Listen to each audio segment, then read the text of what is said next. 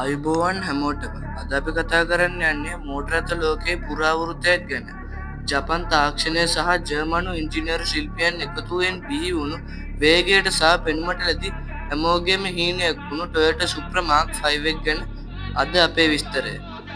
අපි බලමු මේ රථය කෙතරම් විස්තරීත වෙයිද කියලා.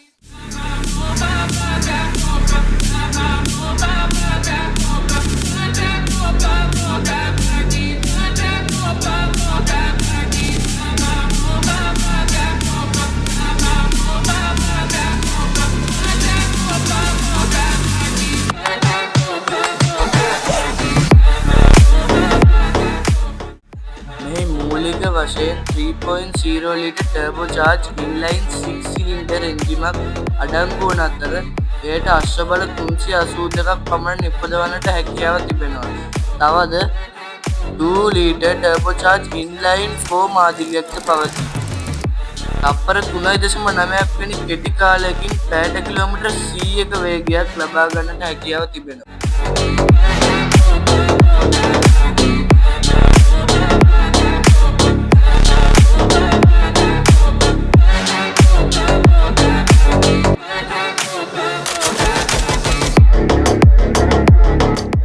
මේ වාහනේ 8 ස්පීඩ් ඔටෝමැටික් හෝ 6 ස්පීඩ් මැනුවල් දෙවර්ගයෙන්ම ලබා ගන්නට හැකියාව තිබෙනවා.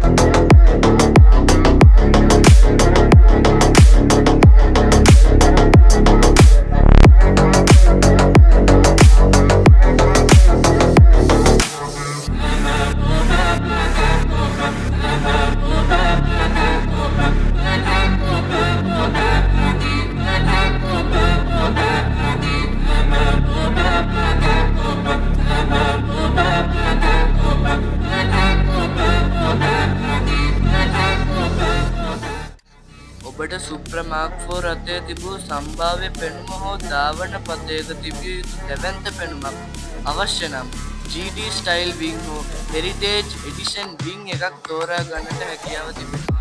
මේ විශේෂත්වය වන්නේ මෙම විංස් උසින් වැඩි අතර වැඩි වේගයකින් රථයේ ස්ථාපිතව ස්ටේබිලිටි උපරිමව රඳවා තැබිය ගැනීමට හැකියාව තිබෙනවා.